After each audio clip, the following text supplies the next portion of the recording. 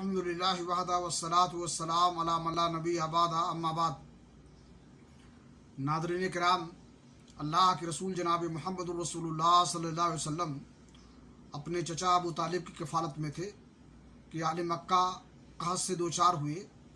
قریش کے لوگ ابو طالب کے پاس آئے اور کہا کہ وادی قحط کا شکار ہے، بال بچے کال کی زر میں ہیں، چلیے بارش کی دعا کیجیے۔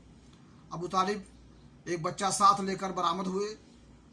بچہ ابرآلود سورج معلوم ہوتا تھا، جس پر گھنا بادل ابھی چھٹا ہوا ہو۔ اس کے ارد گرد اور بھی بچے تھے۔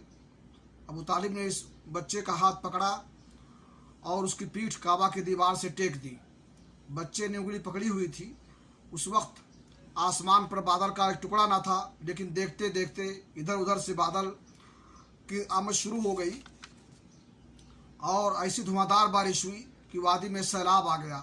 بعد میں ابو طالب نے اس واقعے کی طرف اشارہ کرتے ہوئے محمد الرسول اللہ صلی اللہ علیہ وسلم کی مدح میں اور آپ کی تعریف میں یہ شعر کہا، وَأَبْيَضُ يُسْتَسْقَى الْغَمَامُ بِوَجْهِهِ سِمَالُ الْيَتَامَى عِصْمَةٌ لِلْأَرَامِلِ۔ وہ خوبصورت ہیں، ان کے چہرے